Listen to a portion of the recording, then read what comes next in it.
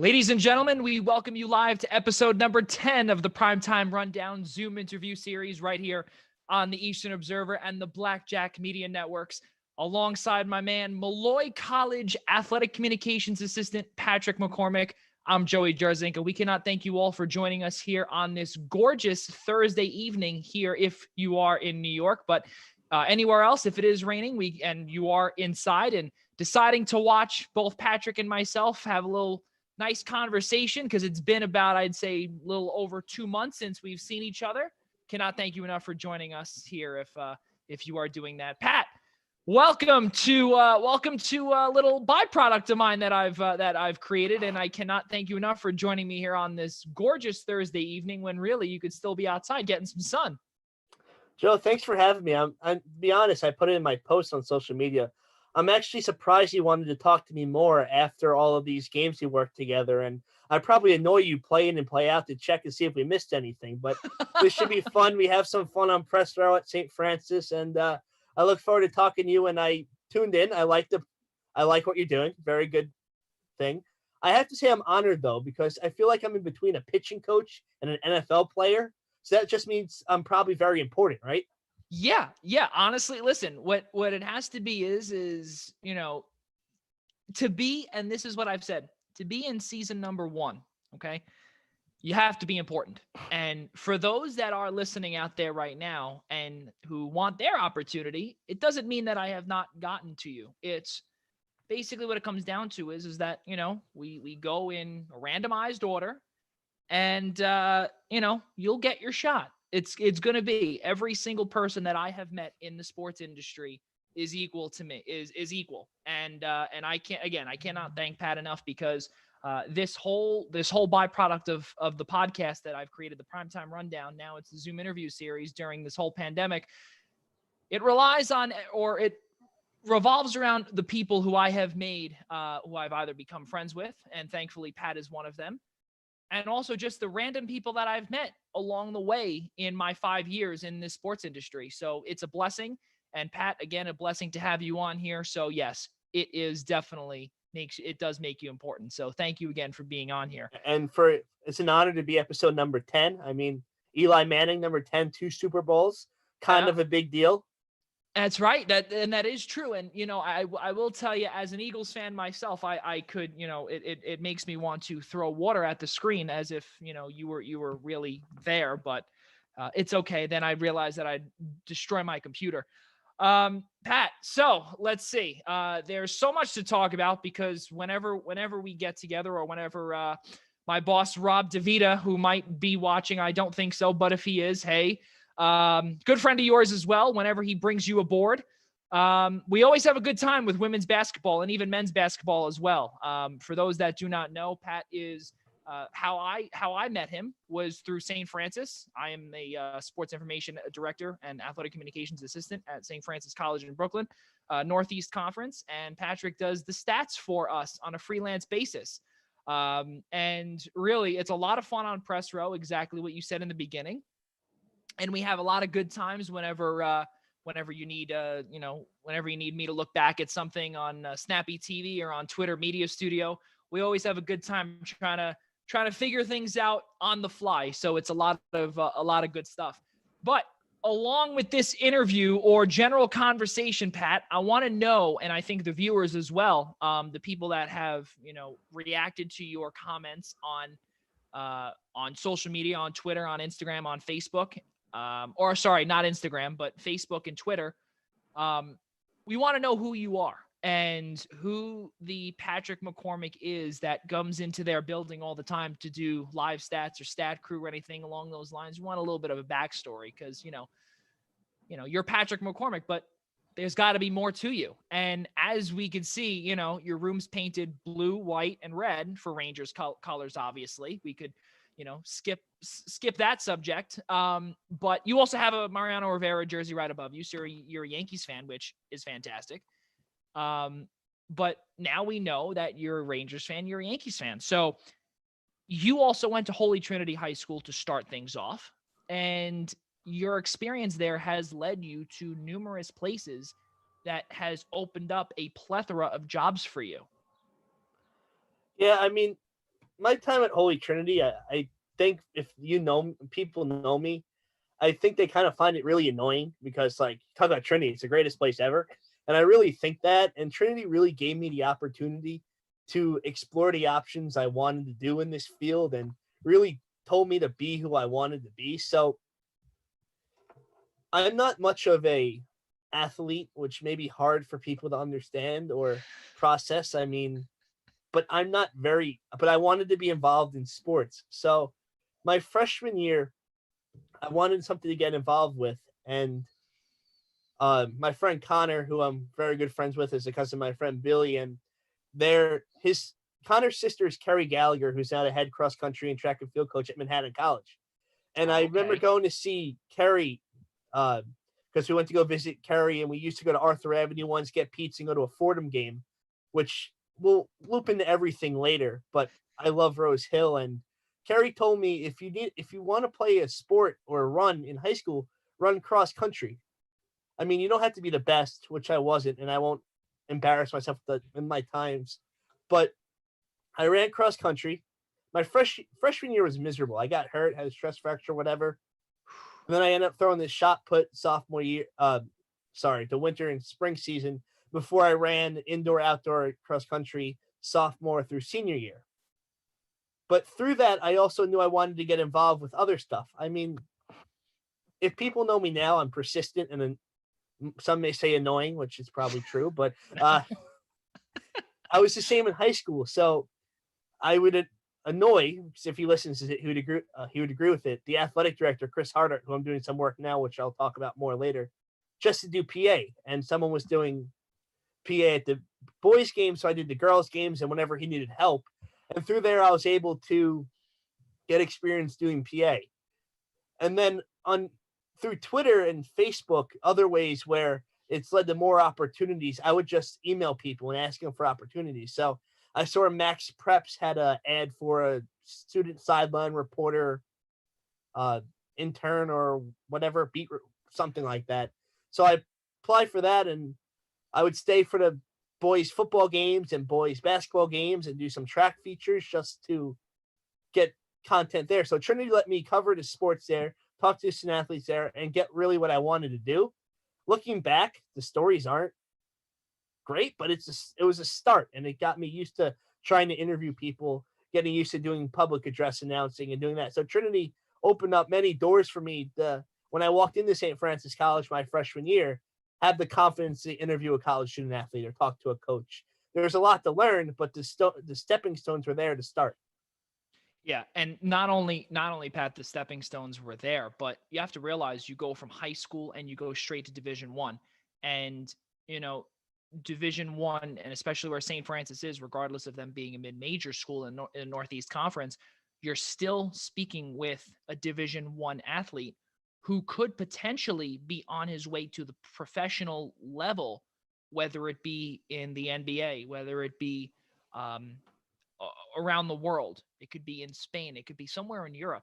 And whatever it may be, it's just a different vibe going from there. So if you didn't really get that opportunity in high school, unless you're a natural and you simply don't have, any jitters or any, um, any second thoughts about interviewing someone, you have to have a little bit of experience there, which is fantastic, which is what you have. And that led you to St. Francis, as you said, and you were also a student. You were in the student assistant role in the athletic communications department with the old director of athletic communications, Dave Ganzel, who is now down, I believe, in Virginia or in the DMV area at a school In Maryland. Somewhere in Maryland. So, okay. So yeah. So in the DMV area, in the mid-Atlantic region. So your time working under Dave was extremely beneficial to you because, well, you're wearing now Molloy colors. And, could you have gotten that without the help at St. Francis and without, the direction of the aforementioned Dave Ganzel? So just to backtrack a little, I never really wanted to go to St. Francis College, and granted that's coming from the senior year of high school, Patrick. not the 26-year-old Patrick talking to you right now, because I don't want to make St. Francis. I love St. Francis College, and there's no other way to describe how I feel about St. Francis. But the start, I didn't want to go there because all my other friends were going away. I really wanted to go to Catholic University or BU. I was looking at too. I really liked the Boston area, but it didn't work out just financially or didn't get in. So I was going to St. Francis, and I had to take a Long Island Railroad every day, which as an 18-year-old kid, you're seeing whatever your friends are doing at college, and you're away from their parents. They're living in their dorm rooms, and they're having a grand old time. And I'm waiting for the 8:12 a.m. train for my 10 a.m. class, which is now 25 minutes late. So there's really nothing fun about that. But I went back to what was familiar to me. Granted, being that student athlete at Holy Trinity and having opportunities working with the other student athletes, where my freshman year, I became a basketball manager. So I was a basketball manager for Coach Branca and learned under Coach Bentic, and Andy Johnson was there and a whole bunch of other people. So got familiar with the teams there. And that was really a great opportunity because while I was there, I had some insight and I got to know Dave because I traveled with the basketball team. So we did a couple trips. I went to Moon Township for the playoffs, spoke to Dave about that, doing all that stuff where I would say, Dave, I want to do this, but I also want to write. And Dave would say, well, you're around the team. How about you do a feature on this or do a feature on that? So through there, I was able to do that. Then after my freshman year, Dave went up to me. He's like, something along the lines of, would you rather coach basketball or work as an SID? And I'm like, I'd rather write. So he got me to 20 hours a week. I got that work study money, which was great for the train ticket. And through there, I was able to get other opportunities. I was writing features on soccer, basketball, track and field. And it was a really exciting time because I think it was my junior year. It was my junior year. So my junior year, Brian Morales, who's also a big impact on me in St. Francis and a guy I see around all the time, gives me great opportunities at Wagner. He let me do PA at a soccer game, and going from that high school gym to the Pier 5 and doing a soccer game is unbelievable. And then writing features on Katie Fox, Allie Simpson, John Thurston, getting to know that women's basketball team that won the championship. That was also a cool experience. And then just talking to Coach Branca all the time. Coach Branca is awesome. Great opportunity talking to him. Great opportunity talking to the players. I mean, my junior year, I think my years are backwards. So if I mess it up, I'm sorry, but it was my junior year. The junior year, the team went up to play in Syracuse, and I was able to go up to Syracuse. I took the train up there for the day and took the bus back. And really good game at the Carrier Dome. We only lost by 5 or 6 points, but really entertaining. That was a great game to see. Went to the Carrier Dome, and through working at St. Francis and networking and asking those questions through Dave and everyone else, I was able to travel with the men's soccer team. I went to Loretto and saw them win the NEC for the first time. But the year before that, so like I said, my years are messed up. The year before that, I went to Central Connecticut to see him win the first of two, and then went to Loretto. Was able to get that experience working with Coach Giavato and get those guys, Andy Cormack, Harry Odell, Jack Binks, Cyril Kwan, and getting a good relationship with them. So I was able to get the experience of writing and getting comfortable to talk to the key student athletes who were able to do well, getting to know their stories. But it's also cool because St. Francis, if people don't know, is a very small community. So you're able to, know them to interview them, but you also know them as your peers. Because I feel like everyone knows someone at St. Francis. So you're able to grow friendships through there. And it's a really great experience taking the work, building towards my future career, which still at that point we'll talk about later. I'm sure about the different things I've done, but I wasn't sure if I wanted to be an SID, but it's also a stepping stone to get that experience that you look down the road and say, this was a really helpful place to go. Yeah, and you said it. You didn't know what you wanted to do. You didn't know if you wanted to be an SID. You didn't know. You were given the opportunity to do public address, and that's another thing too. Is and this is what I've been learning throughout this whole pandemic is that you have to round out the sports media or sports business circle, and whether it be the administration side, the media side, the business side of things, the financial side of things, sports management, whatever it may be.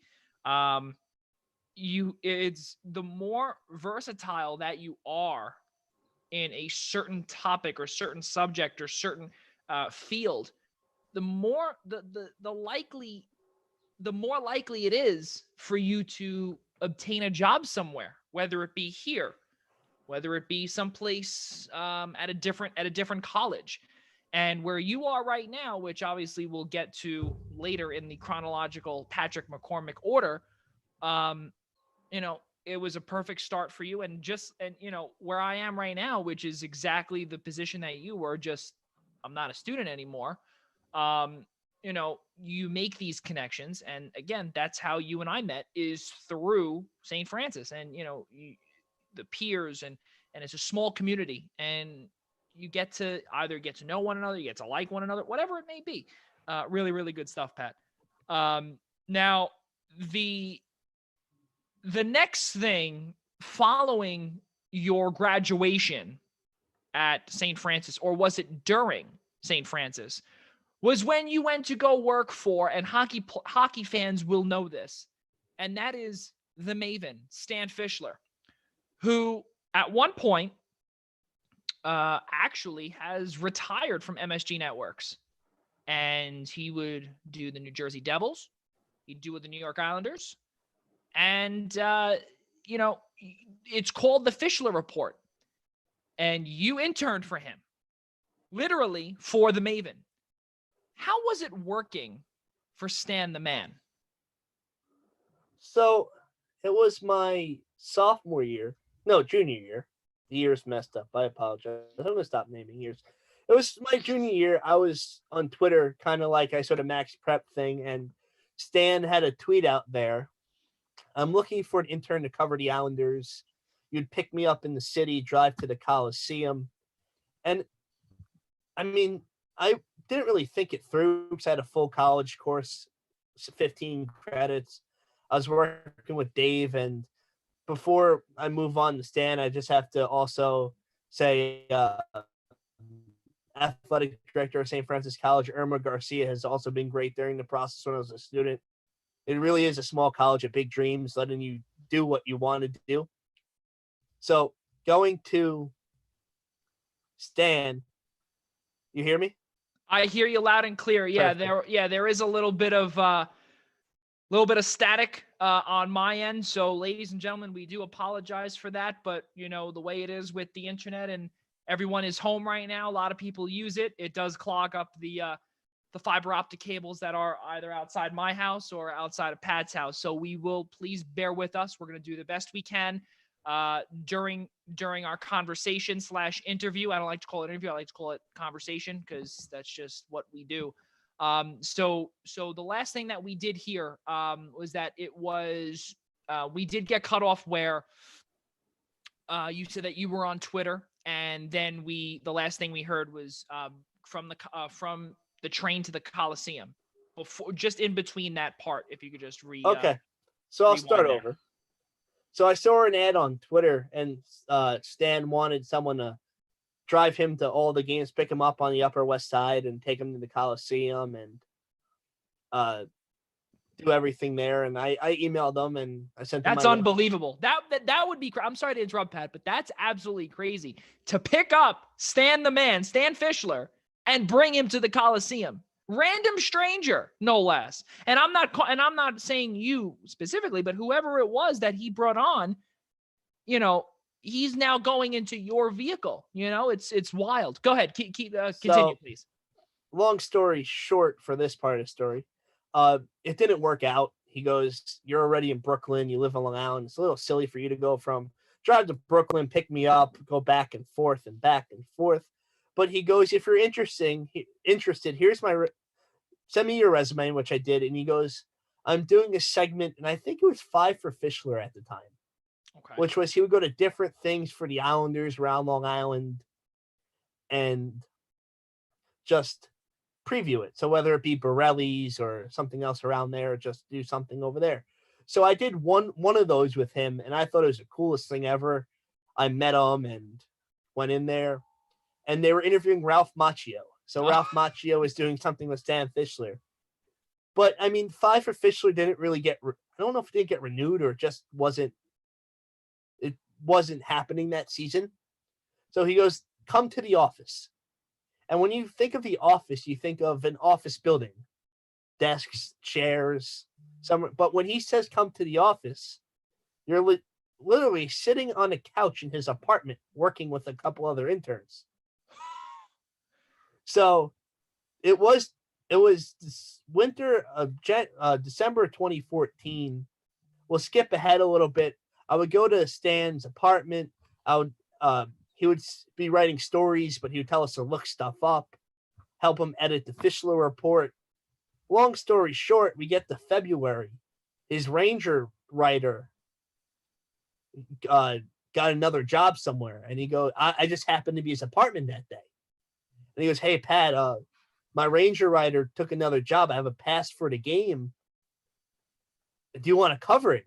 And I didn't really know what to say because at first, looking back, I look at Stan as like one of my good friends, like not to stardom or anything, but I'm like the New York Rangers, and Stan and his personality said something which I probably can't say on this show, but he was like, "Yeah, the New York Rangers." So I covered the Rangers throughout that year, and I got a couple playoff games. Wow. The next year, I covered it throughout. But the nice part about Stan was that first year, so it was 5 years ago, Stan, if like no one traveled. So like last year was a 5-year anniversary where I said, "Stan, hey, it'd be possible for me to go to DC to cover game 4 between the Rangers and the Capitals." Oh boy. He got me the credential. Took the credential. I stayed with a buddy the night before. We hung out. We went to the National Marlin game, and then I went to the Ranger playoff game. Okay. So Pat, this was in 2015, I believe, right? That was when the Rangers and the Capitals played. I think it was 14-15. Okay, right. Yeah. I've seen so many playoff games in Washington when I was working for Stan. I can't keep track of the years. That's correct. Wow. Okay. Look at you. So we did that. And then, end this story. I finished that. Covered the game. Rangers go down 3-1. I take the midnight bus back, the bulk bus, get to Manhattan at 6 a.m. Took 2 finals at St. Francis at like 8 and 11. I went home and slept till game 5. And it was a year I covered game 5.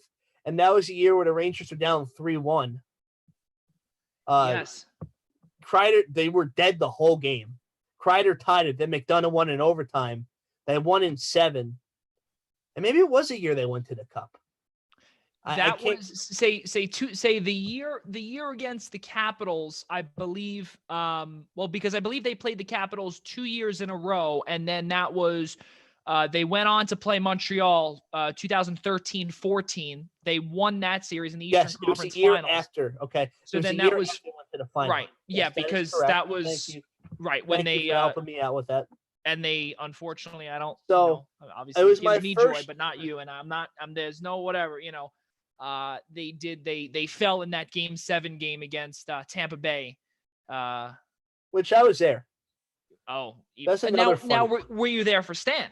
No, that's another story which we could get into. So back in 14-15, I'm still in college, and that summer I'm working at St. Raymond's Church in East Rockaway, doing custodial work, setting up for funerals, masses, cleaning up the church, and I covered game 5, and game 5 was great. I remember they won, and we get to game 7, and my boss is like, "Hey, listen, I know you're a big Ranger fan. I kind of wanted to go to the game." He's like, "Would you work for free for 2 weeks if I get tickets to game 7? I'm like, "Yes." Didn't hesitate. So I'm crazy. Love the Rangers. I mean, hey, your room is literally painted red, white, and blue. That's amazing. So I went to the game. They lost 2-0, but it's still great going to the Garden. So next year, that was their off year where they lost to the Penguins. But that Penguins series, I missed every game but one. That was a year I missed every playoff game but one, and I missed every regular season game but one. I went to something like 55 regular seasons games, and I missed one game in April against Buffalo because my cousin was getting married, and I went to his bachelor party.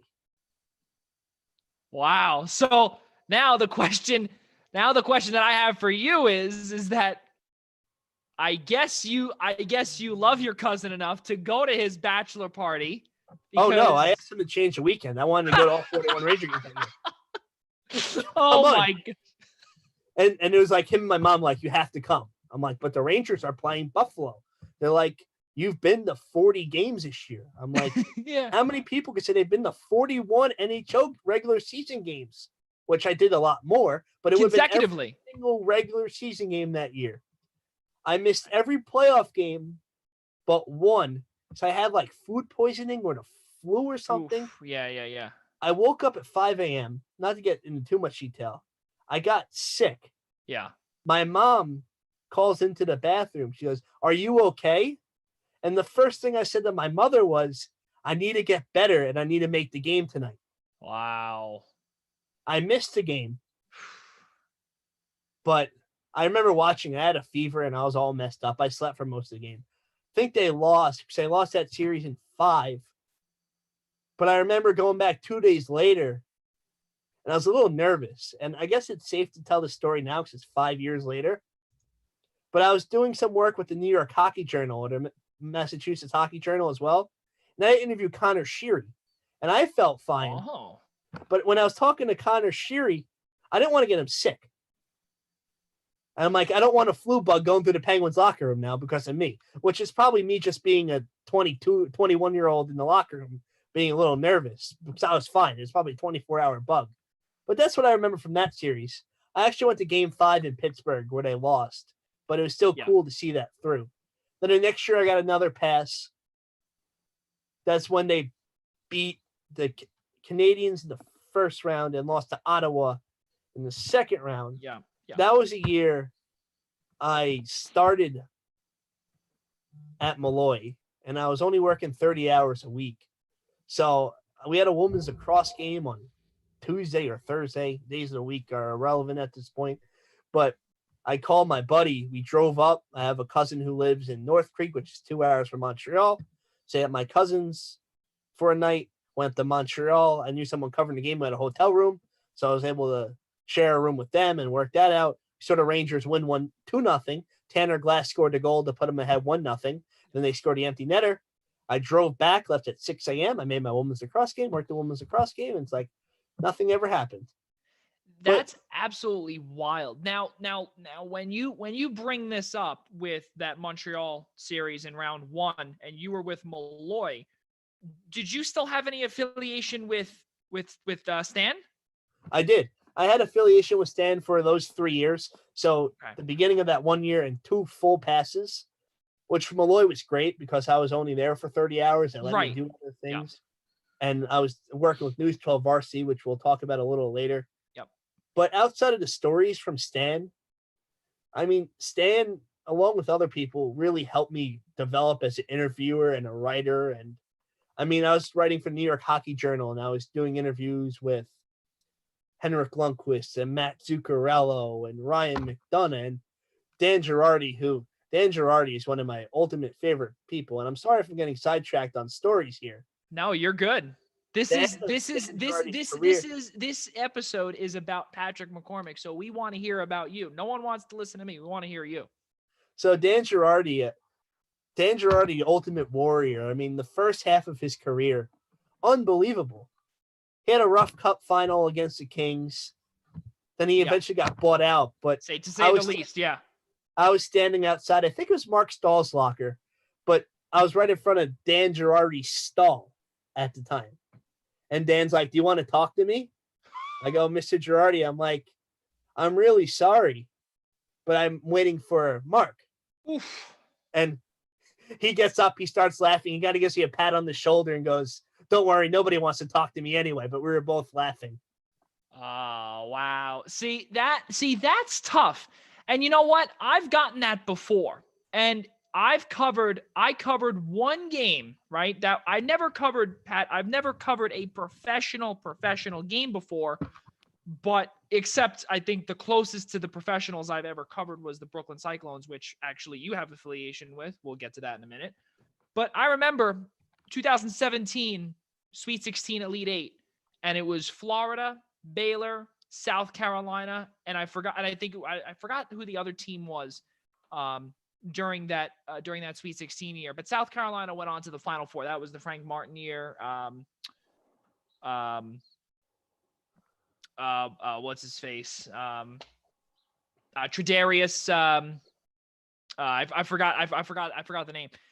But I remember going into Sindarius Thornwell. That's who I'm thinking of, who is actually on the G League LA Clippers, or was.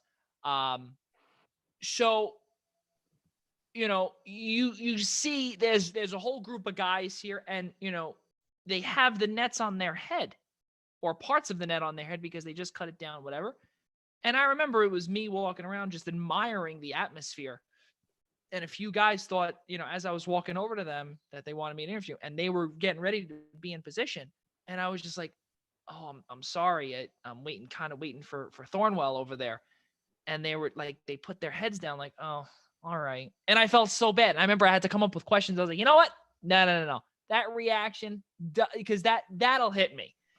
And you never want to burn a bridge, because you never know who that guy can introduce you to, or whatever the case may be. Even if it's a basketball player, they still may have connections. So, yeah, that is very, very, I don't want to say sad, with Dan Girardi, because really, as you said, Pat, 2014, that Cup final year for him was absolutely brutal. And that was the year, that was a telltale sign. I think he was having more fun with me, though. I don't think he was upset I wasn't interviewing him. Yeah. But I mean, he's also a professional. He's a professional. Yeah. I mean, I actually had a lot of fun with, like, the goal for working for Stan is you're there, just go unnoticed. Right. So, like, I was the same age as, I got a lot of good stuff with Brady Shea, Matt Pumple when he was there, Jimmy Vesey, just the guys where no one really was talking to him at times, and I would just go over and ask him questions and bring over. I got a really good interview with Antti Ranta, because after practice one day, no one really was talking at the backup goalie. Talked to Antti Ranta for like 15 minutes. And you have and you have all the time in the world to speak to these guys too, which is fantastic. And the Rangers PR staff was great. Well, that's really good to hear. So you did that from junior year of your time at St. Francis all the way until, if I'm not mistaken, 2016. 2016. So 2013. It was 3 full years. That's wild. 2013. I wanted to get the season pass the 4th year just to keep on doing it, but reality set in. I had to work my real job. But before we close this, I haven't really spoken about Stan. So see, well, now actually, you know what? It's very funny, because that was the next question that I had was that because your diehard Ranger fandom, as again we see the red, white, and blue wall, was there a conflict of interest, and was there a conflict of learning, because you were working for your beloved New York Rangers, and you get attached to them not only on the working side because you could potentially be biased, but also because you're so focused on the game and you want to have a fun time because that's what you're used to. But then when you work, and you have multiple season passes and work 41 consecutive games, well, for you 40 because of the illness that you had against Buffalo that year, and you said you missed the game, does that have an impact on your work? So, I mean, I guess I was able to, and this year was the first year I actually started wearing Ranger jersey to games again. Okay. I would never wear a jersey to a game after I started working, just because I didn't know anyone would see me. Once you really give up the dream, which I'm still living a dream, just in a different road. But for someone who's worked with me, and I was invested and I wanted the Rangers to win, but I knew I had a job to do and I didn't want to get in trouble. So if something was going wrong during the game, I knew the 2 guys who sat next to me, and you sat next to me in games before. So if something was going bad or it was a bad play, I may have passed a couple of sarcastic comments just about the game to play off the stress of the thing that was going on, but I never cheered, never got up and cheered. I never criticized anyone. It's like I mentioned before, working for Stan, you didn't want any negativity towards the team. So you didn't want to get in trouble, and you never wanted your pass revoked. Well, that's the whole thing too, Pat. And you know what? It's very funny because me as an SID, there are times when, when under the table at a game, you've seen me, I fist bump under the table. And it's very, and to everyone that is out there watching right now, and for those that know me, I wear my heart on my sleeve. And that includes the teams that I cover. Do I want to, okay, for instance, let's say, I love St. John's because they are my alma mater, but I do cover Seton Hall. Extreme rivals. So do I, fist bump under the table? Yeah, sometimes I do whenever there's a great play or whatever the case may be. But, it's tough. When you're working, you don't want the pass revoked. You can't be cheering on press row if it's college, professional, high school, whatever it is. You are supposed to be unbiased. And that's the whole thing, Pat. And you said it, just a few sarcastic comments, stuff like that. It's natural. It's natural when you love the game so much with whatever sport it may be. Yeah, I mean, it is what it is. I mean, I was always told by people I handle myself professionally, and you do. It's kind of how it works. But from the written part, working for Stan Fischler, there were times I was, being honest, I was afraid to write stuff for him. Not because it's because he wanted me to succeed so much that he would just tear stuff apart. You read him a story of me, read. But by the end of the 2 years, I understood the process, and now we just talk back and forth. And it was really nice. After I finished my internship, I applied for a job with the Washington Capitals, and he wrote me a really nice letter of recommendation. So that really shows that he was going to bat for me. He's a great guy to know. Now we go back and forth, and we go back and forth on Twitter sometimes, and he's like, your stuff's still great. Keep it up. And it's really good contact to have. And I've learned so much because people know Stan for his in-between periods with the Islanders and Devils or pregame show. But Stan's more of a writer. He has so many books and so many other things. He's such a good writer. You get to learn the craft from him and really learn so much, which helps me to this day. Like, I hand stuff in, and I'm pretty crazy when I write a paper. I write an article. I proofread it 10 times. Like, why do you proofread so much? I'm like, I don't want Stan to find a mistake. But I mean, it seems like a lot, but now it's great because you get rid of some of those stupid errors you make when you write, and you're very self-cautious of what you're doing, and it just makes the process better. Yeah, and not only does it make the process better, but when you have you said it, a friend, you can also consider him as almost like a mentor too, because now you said it, you go back and forth with him on social media, and you're able to be open with somebody, and someone of that magnitude who has been around the hockey world for the last 40 years, with the Islanders, with the Devils, a combined 7 Stanley Cups that he has covered, that he's seen with, from his own 2 eyes. It's really amazing to have someone like that. And not only that too, Pat, you just said he wrote a recommendation letter for you, and that travels a long way, especially from the Maven. Really, really good stuff.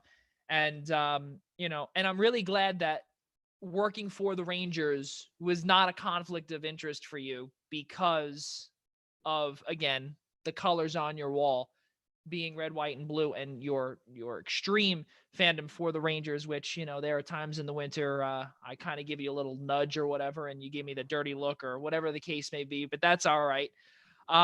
Moving forward, though, with the jobs that you've had, Pat, we're going to be here all night, huh? Yeah, well, listen, it's admirable. It really is, because when I went to cover a Cyclones game, and I remember you had said, "Oh, I'll see you in a couple of days." I was like, "Oh, all right. What do you do there?" "Well, you are the official scorer."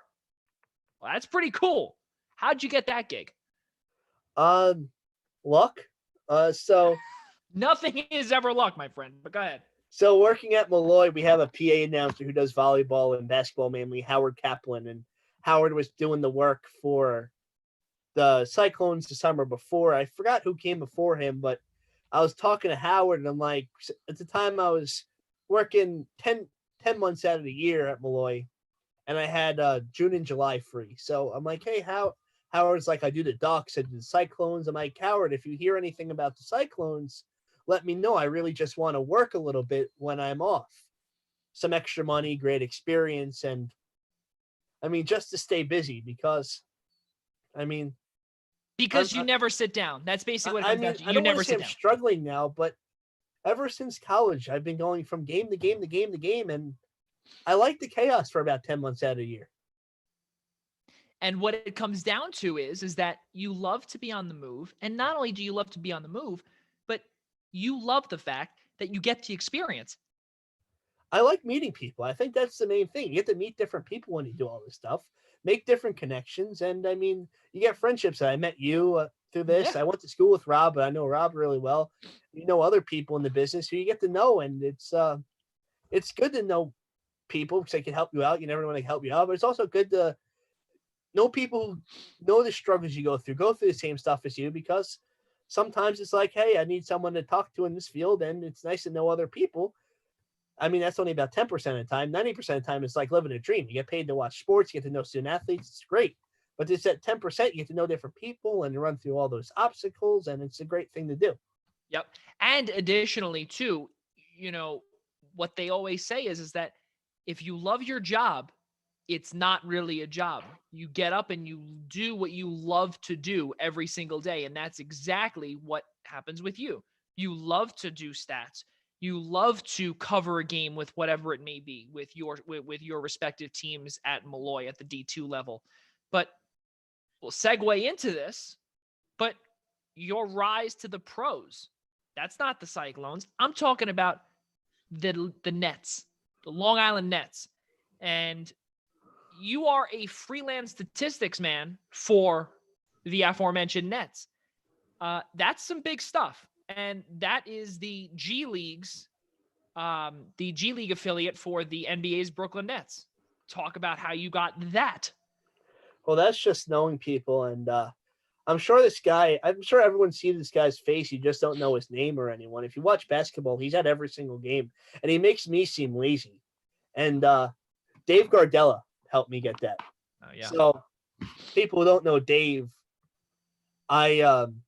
it's funny. Life's just connected. So going to St. Francis College, Dave's the athletic director at Friends School in Brooklyn, and someone I knew from, I guess I haven't changed that much, from growing up in CYO is John Burpo, who is used to be the AD at Xavier and now at a French high school in Manhattan, which I don't know the name, so I won't want.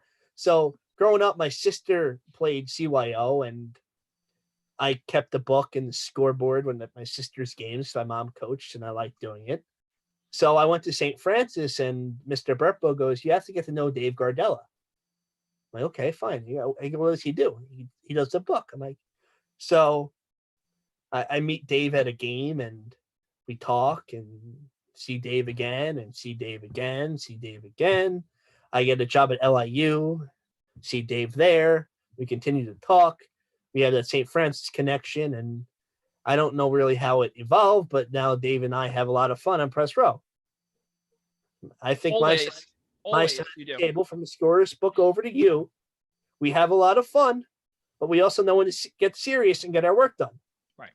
So Dave recommended to the Long Island Nets, and also Anthony Macapekwe from St. Joe's, Brooklyn.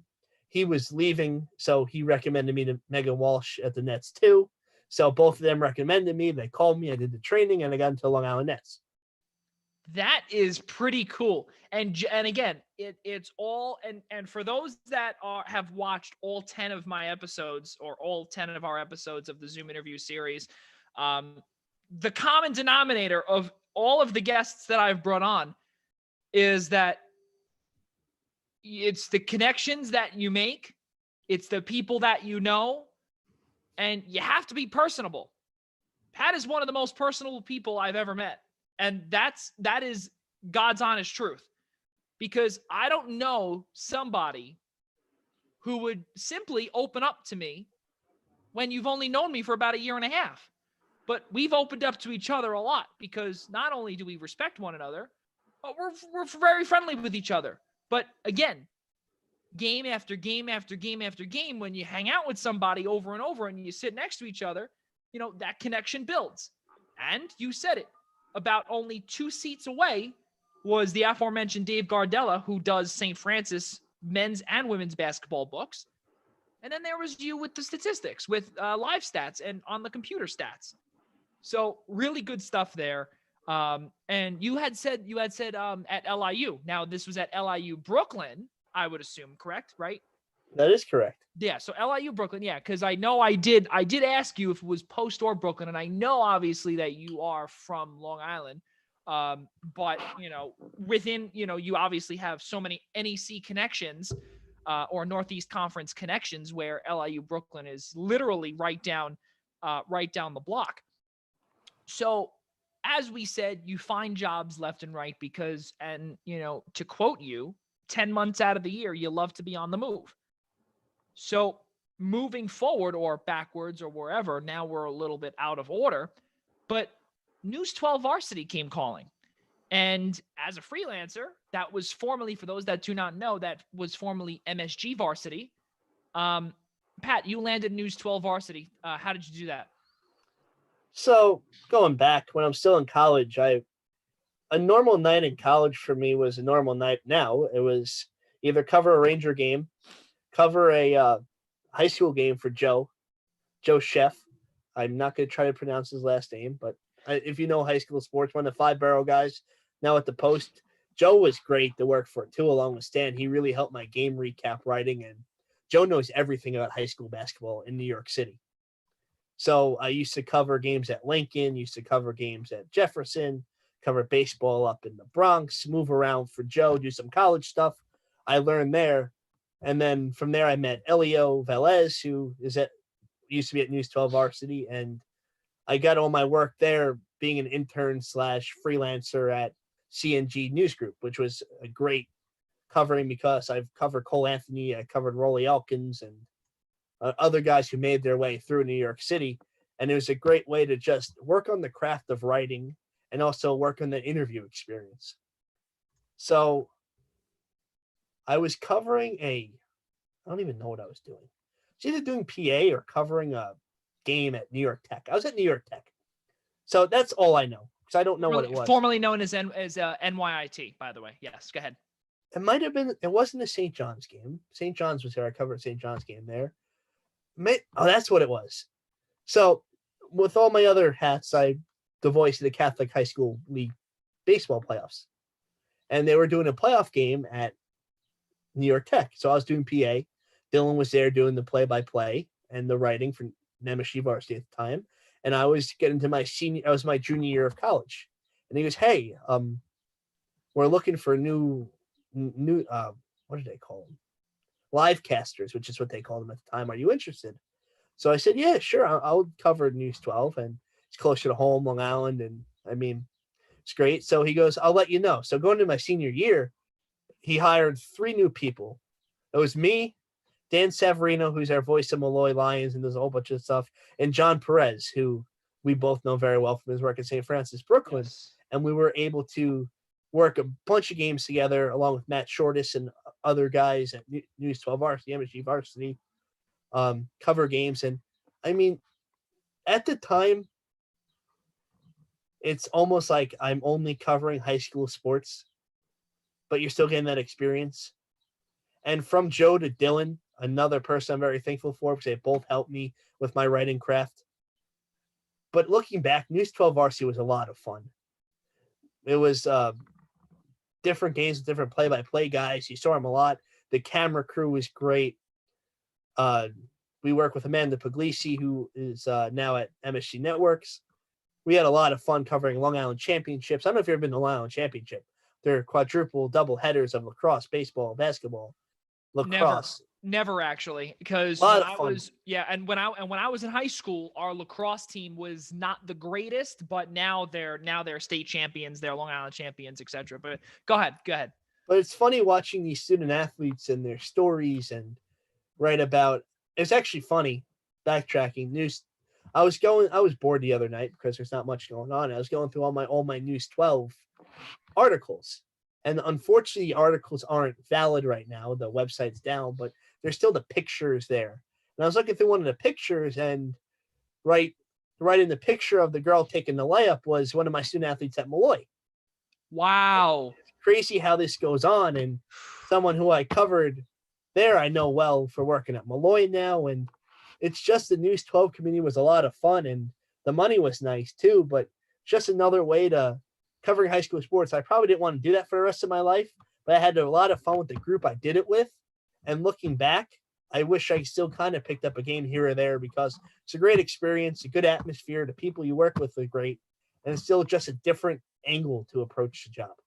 Not only that too, Pat, but you said names that are very familiar to me and to probably a lot of other people, such as John Perez, Dan Severino, Amanda Puglisi, who I've seen on Twitter. It's a small world out there. It really is, because, you know one person, I know one person, and John Perez obviously does the women's basketball games at St. Francis College in Brooklyn for us. And, I knew him at St. John's University when he would do freelance softball or freelance baseball or whatever the case was. So it really is a small world because, you do live stats for women's basketball, and then all of a sudden you see him this year, and it's, it's like a flashback to your days at News 12. Unbelievable stuff. And again, that's basically the gist of this conversation, is that it's a small world, and the connections that you make could potentially pop up down the road. And for you, Pat, a lot of these connections have been coming back to you. Look at the student athlete at Molloy.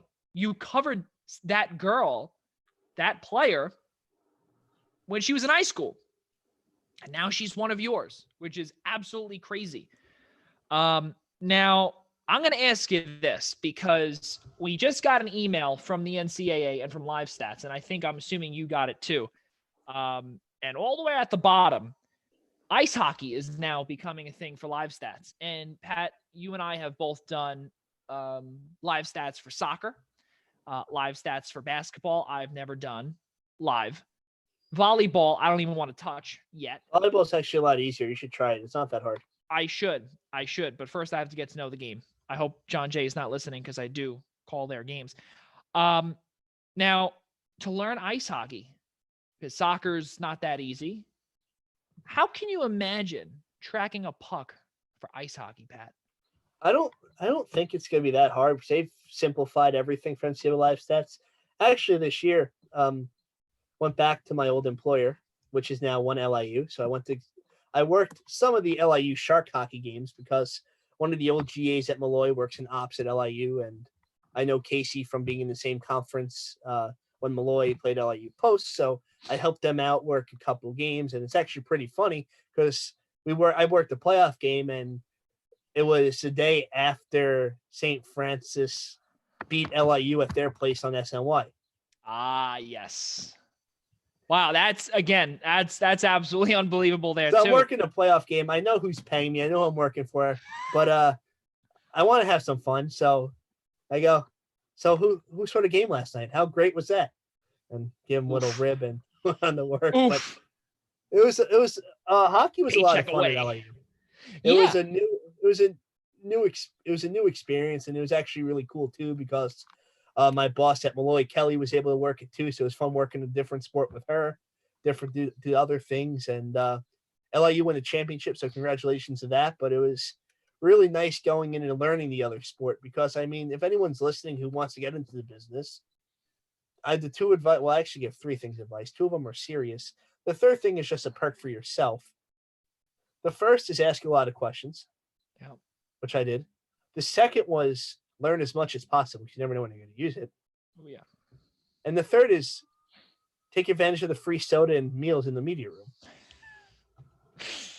Oh boy, yeah, that is very true. And I will tell you this. You know what, Pat? I'm actually going to throw you a little change up here, and I'm going to ask you this. This was not on a preparation sheet. Uh-oh. Now, you speak about the free soda and the free meals in these media rooms. The best place for media meals is? I don't know. So, I mean, I feel like most college games are, you know what, we're going to do it this way. So going back to CNG, and this is how we're going to tie some things together here. Let's hear it. Working for Joe, I was able to cover St. John's. And Mark Fratto, the voice of the Brooklyn Cyclones, I've gotten to know really well over the years, had a Qdoba bar at St. John's, and that was fantastic. Yep, and they still do. Yep, great. The taco bar was great. The pizza at Manhattan College is very good. I like St. Francis because it's not your typical medium meal, but whoever gives me chicken parm, that's fantastic, man. I mean, I live for chicken parm all the time. So do we have so I guess it would have to be the alma mater. It would have to be St. Francis would be the best medium meal. I guess. Okay. I mean, places change them up, and there are also times where I've eaten pizza like 7 times in a week because everyone goes with pizza. That is true. Yeah, well, because as we and all actually know, at Molloy went with the taco bar too for some playoff games, and that was really good too. Okay, all right. So I kind of like the taco bar. Yeah, so the taco bar, and especially at St. John's too with Qdoba, sometimes they have Regina's from right across the street with pizza. They'll have just pizza. They'll have the chicken parm meatball heroes, veal eggplant heroes, whatever the case may be. But I'm gonna answer this question. I'm gonna actually. And sorry, one more place. If Brian Morales is listening, I always tell him he better have one of those turkey sandwiches from the place in Staten Island they go to. Those are fantastic. They're pressed. It's turkey, cheddar. I think it's some cranberry sauce on there. It's unbelievable. Our boy Brian Morales is watching or was watching, regardless of whatever it was. I did see that he did tweet at us. So hey, Brian, hope you're doing safe and staying safe and healthy. So the first thing Brian texts me, he's like, "Can you work?" I'm like, "Are there turkey sandwiches?" And if there's turkey sandwiches, I'll work. Oh my God! So now that's gonna be the thing moving forward. In order for you to work, is that only if he gives you the turkey sandwich? Yeah, that's it. So Brian, if you're watching, if you don't have turkey sandwiches, you're gonna have to go with other people. Moving forward. Oh, actually, well, before we do move forward, I do want to say to answer that best experience in terms of media meals, Boston College and Wagner College. Wagner being for the wraps, but actually it's terrible because I missed the last meal because of a bloody nose. Really weird stuff, but I missed the last one, so I didn't have the turkey sandwich. But then the year before that, which was my first year when I actually met Brian, that was absolutely unbelievable. But they were wraps. I have not had the. It's basically the same thing, just pressed. It's either pressed or wraps. And then in the summer, I kind of feel like a kid. And I mean, I kind of like everything. So you kind of have to take advantage of the chicken fingers on Coney Island. Yes, that is true. Oh, my goodness. Yes. And especially from Nathan's. Those are. You get through a game, you go 15 chicken fingers. It's like, that's right. I'll go to the gym tomorrow. That's right. And the whole bucket of honey mustard, too. But yeah, Boston College would actually have a whole table filled with popcorn. And then they would have. They'd have sandwiches probably about, I don't know, I would say about 7 feet long of just sandwiches. And it would be all different types of stuff. And then they would have a full refrigerator of every single Coca-Cola product that you could think of. Really unbelievable stuff. So finally, Pat, I know we're going to go a little bit over time. I hope that you're okay with that. That's fine. All right, cool. Good. So the moment that everyone has been waiting for on your shirt, everyone wondering what hashtag defend the den means. Patrick McCormack is an athletic communications assistant for the ECC Division II's Molloy Lions. So you get the term defend the den. Yeah, very good. The Lions Den. Good. Glad. So you worked or currently working as an athletic communications assistant not too far from home down on the South Shore. How did you get that gig?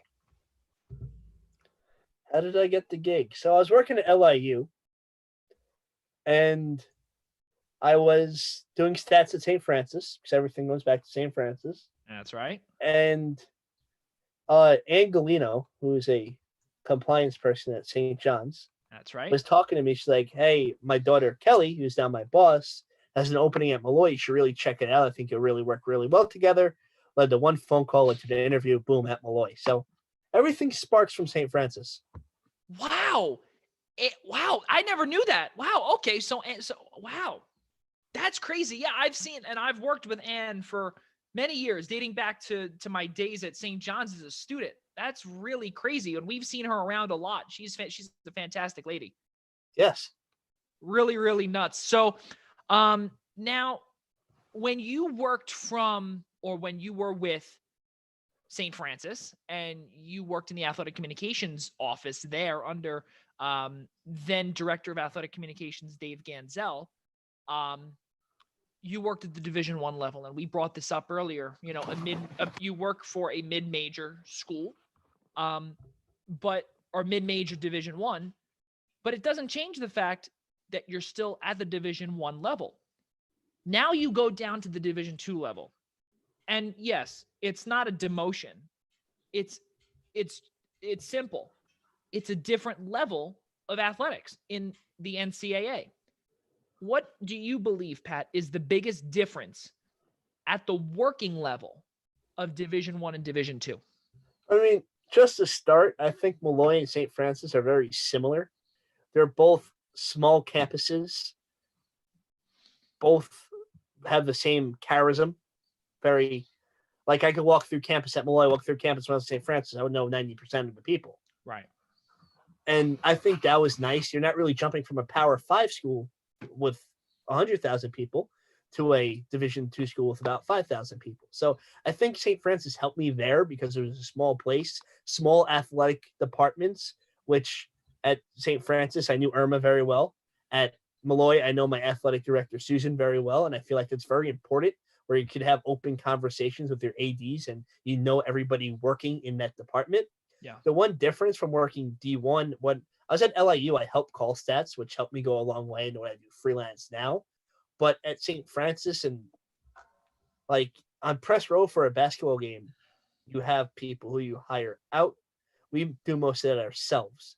So there's a lot of times you're like my first year, I knew baseball. I didn't know stat crew for baseball. My first year, I didn't know anything about men's or women's lacrosse.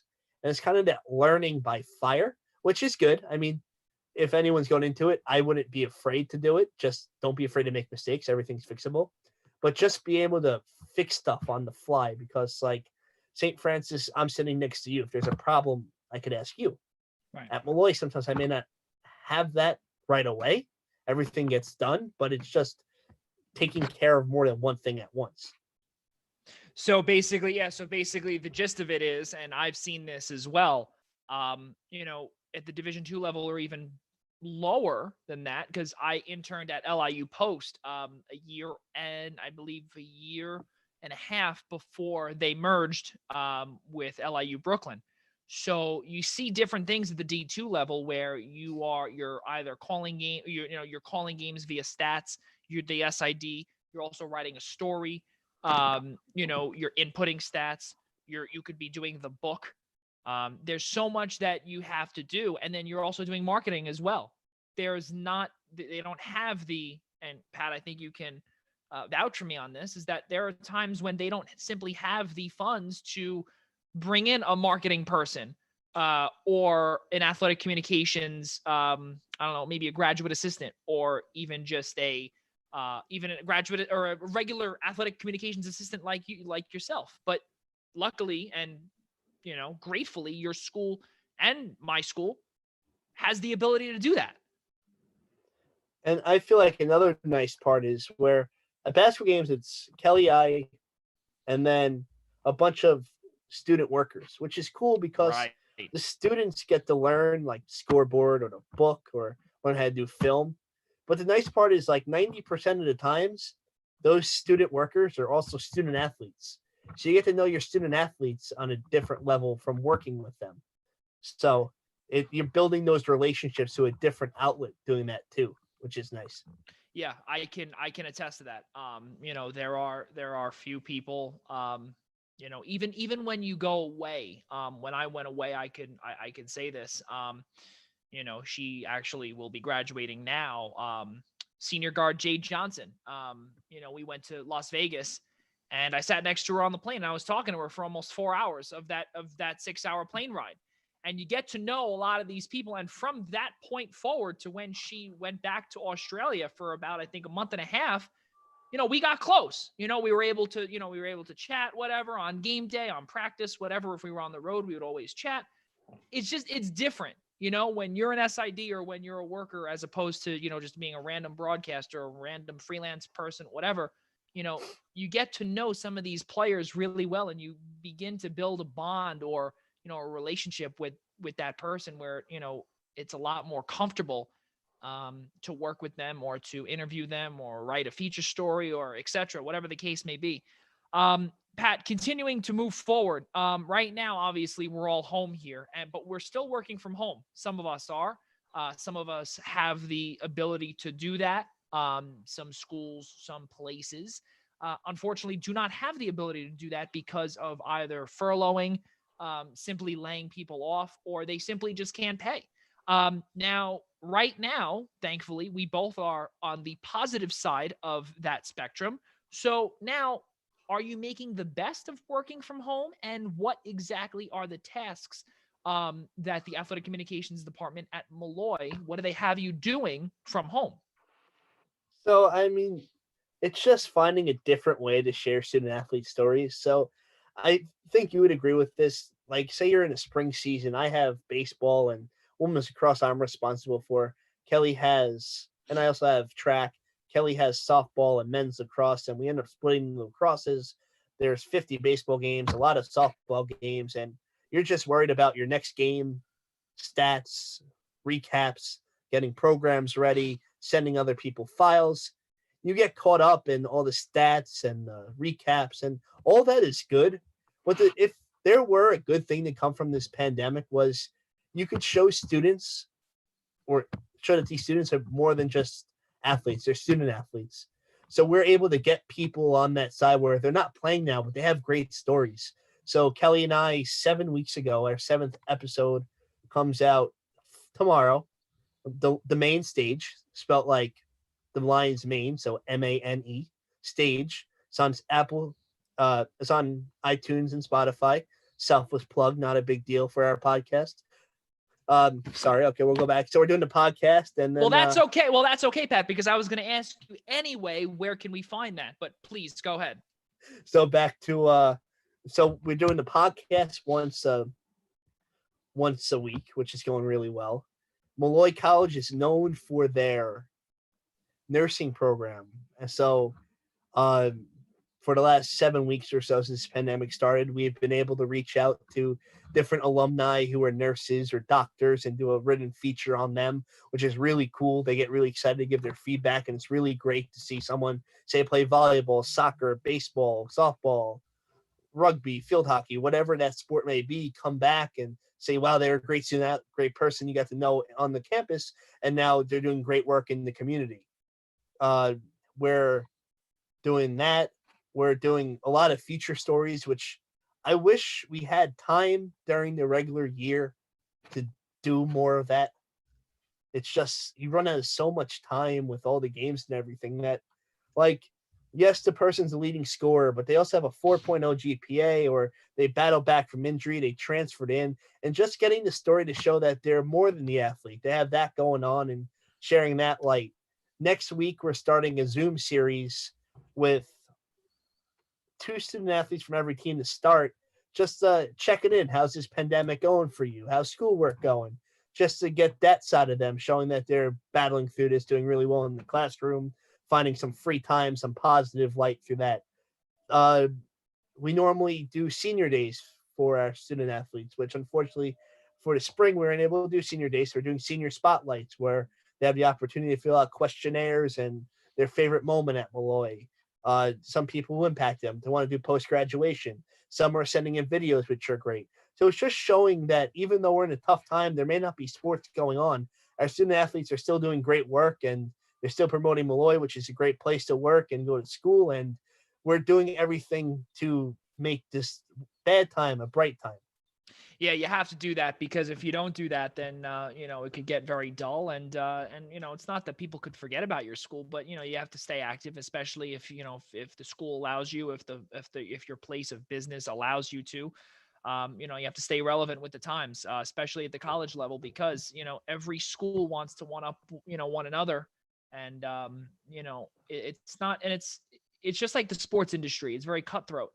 And I say that a lot. And the reason why, obviously, is because everyone knows this. They want to get to their certain spot, but everyone else wants to get to that same exact spot as you. And that can go for, some schools as well. You want to do better than, you want to be the best school that you could be. You want to be the best in athletic communications, the best in marketing, the best at, making your programs. We want to have a magazine. We want to have whatever. We want to be whatever, but it's not that easy. So exactly what you said, you have to keep going with it. And on top of it, with the student athletes doing their part, it really helps, especially because there's only 2 of you in the athletic communications department. With their help, it can go a long way for sure. And I think being at a small place like Molloy makes it better because, I mean, I joke with people at work. People at work joke, they say your least favorite part of your day is when you're sitting at your desk, which is kind of true because I did this job, so it wouldn't be a normal 9 to 5, but I at least try to a couple of times a week walk around campus and see if I see anyone and just small talk. It goes a long way if you need that interview or need something else, just to know people where they're at and build that relationship and everything else. Yeah, that's you couldn't have said it any better. Oh, Now, so with summer coming along, this is kind of gonna be like 5 straight questions that that's gonna conclude this interview. So, because summer is on its way, what's your favorite ice cream flavor? I'm complicated. I mean, some days I'm in the mood for mint chocolate chip. Some days I'm in the mood for Rocky Road. My sister went to go pick up Marvell. She was doing something at Long Beach or whatever. I'm going to get strawberry. I mean, it really depends on the day. Okay. All right. So mint chocolate chip or Rocky Road. I like that. The first restaurant you're going to go to the moment it opens up in full again, where you could sit inside, is Pearsall Station.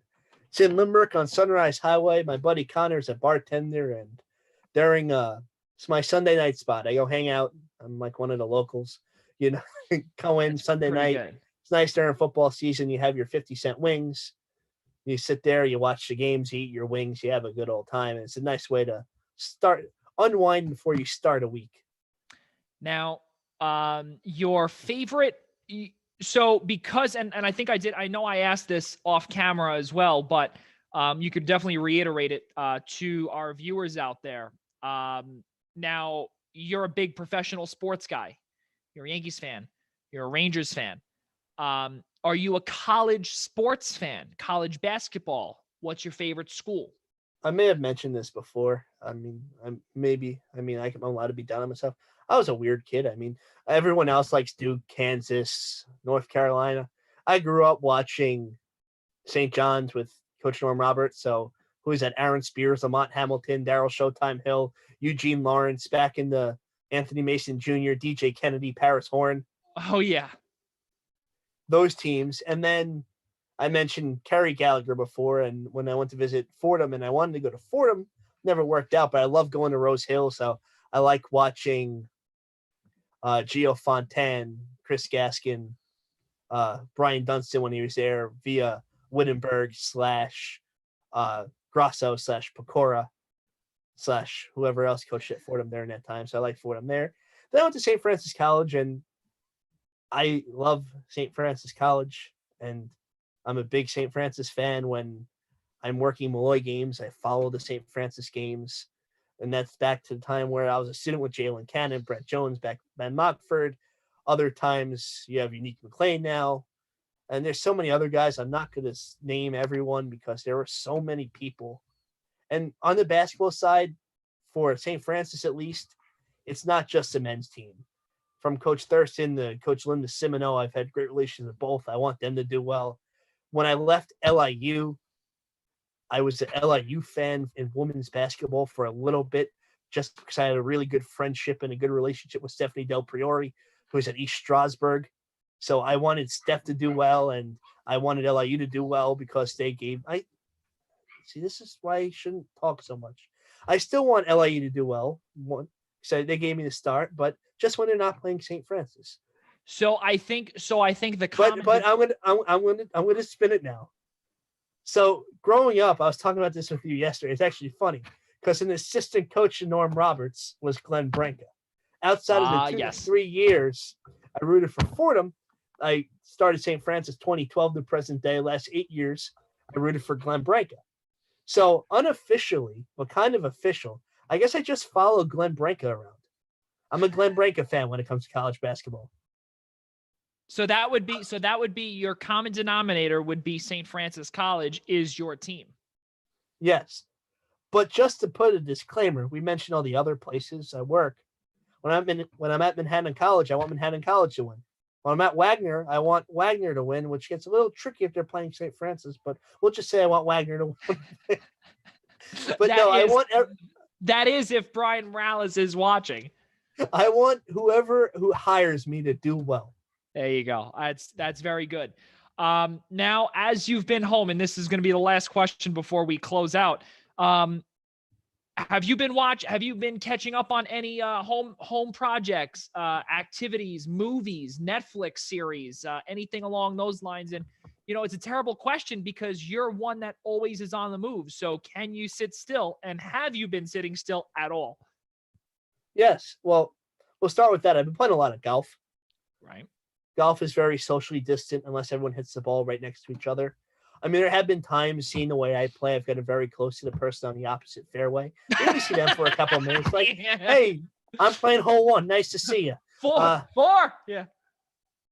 So playing a lot of golf, getting that game better in a relative term. I'm not Rory McIlroy or Brooks Koepka yet. I will never be. But one day, maybe. I bought a PS4, and we spoke about my track career earlier. I am just as bad at sports video games that I am in actual sports. It's pathetic. It happens. Listen, I played roller. You are good at keeping statistics for said sports. That is your go-to. I yell at the TV on errors they give on the show all the time. I mean, I'm a little crazy.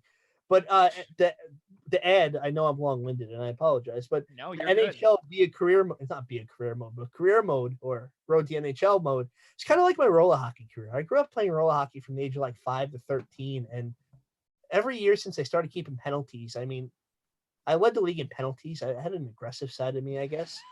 Part of my issue was one of my favorite players growing up to watch was Sean Avery, which is never a good guy to imitate when you're playing sports. But now I'm a defenseman, score a couple goals in the NHL game, and I take a lot of penalties. So, I mean, that's kind of like my real guy, except I was drafted by the Devils in the NHL game, and I was never drafted to do anything in roller hockey-wise.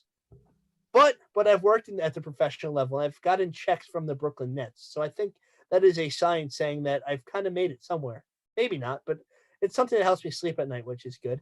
And I've also been watching the family gets together, not every night, but we go through a different movie. So this week it was Animal House, and watch a cool movie, Rockaway, which is filmed in our town. We watched Ted. We watched other stuff. So nice way to unwind from like 8 to 10 every night. We watch different movies. And I've been watching every time The Office is on, I watch The Office. Yep. I have a problem, which I think other people may have. Some random nights I turn on ESPN to think something happens, and there's nothing on ESPN. I watch a lot of old golf tournaments. That's good. Which is interesting. I can't really get into old Yankee games, first off, because every game they play on, every day you turn around, they're playing the Orioles. I'm like, they play anyone else other than the Orioles? And that's too funny. The old Ranger games was pretty cool. I was watching a Ranger game from 2006, which they beat the Flyers. It was cool to see Yager, Nylander, Straka again, and all that fun stuff. I finished Brockmire yesterday. Oh, yeah? Brockmire was pretty good. This season wasn't that great, but ultimate line in Brockmire yesterday, he goes to his rich friend. He goes, "Can you please buy the Mets?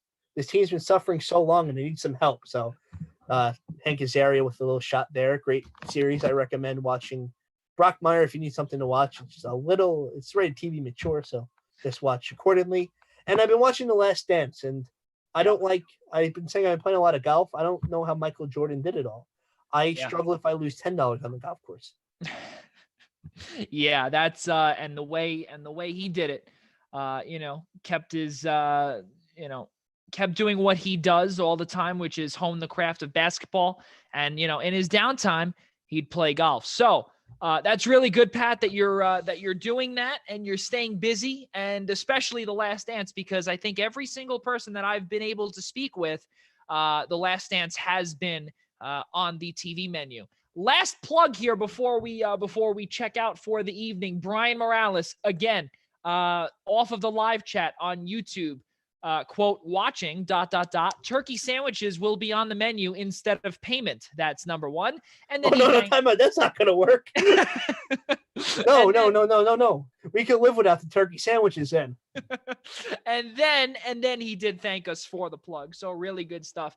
Wagner, Director of Athletic Communications, Brian Morales, thank you very much for being an avid watcher here and a consistent watcher tonight. Patrick McCormack, everybody.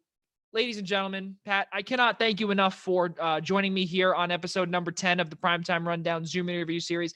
It's been a real fun one here, buddy. Yeah, if you need me again, I have a couple more stories I could share. As you can tell, I don't really like to talk a lot. So maybe a little short, but we could definitely get another one of these. Pat, thank you so much. And again, ladies and gentlemen, Patrick McCormack, Molloy Lions, hashtag defend the den. You heard him. There's a lot of Zoom series that his department will be coming out with. So please visit them. Molloy, MolloyLions.com is the site. Yes. Molloy Lions. And at Molloy Lions on Twitter and Instagram. There you go. So that it's is funny when we end the podcast. That's the easiest thing to say, and I always find a way to mess it up. I always say, follow us on the internet and watch us on social media, which is, I guess, it's true, but it's not 100% there. That's too funny. But just one final plug here. Episode number 25 of the Primetime Rundown will commence tomorrow night. 6 to 8 p.m. right here on the Eastern Observer. Will be simulcast live right on YouTube Live. We're going to have Daily Dose of Hoops, Jaden Daly, along with NCAA Hoops Digest. Jake Zimmer will join the show. Join myself, Tyler Adele, and Nick Partain for all around the world sports talk. Also, episode number 11 of the Zoom interview series with Cecil Shorts III. If you do not know who that is, former NFL wide receiver from the Tampa Bay Buccaneers, Houston Texans, and the Jacksonville Jaguars. That will be live right here on the Eastern Observer Monday night starting at 6 p.m. And also next Tuesday with Tyler Adele and Al Carl. Essential Wrestling Podcast will commence Tuesday, May 12th. At 6 p.m. right here on the Eastern Observer. Ladies and gentlemen, one final time, that's Patrick McCormack. I'm Joey Jarzynka. For all of us at the Eastern Observer and Blackjack Media Networks, again, I'm Joey Jarzynka. We'll see you next time.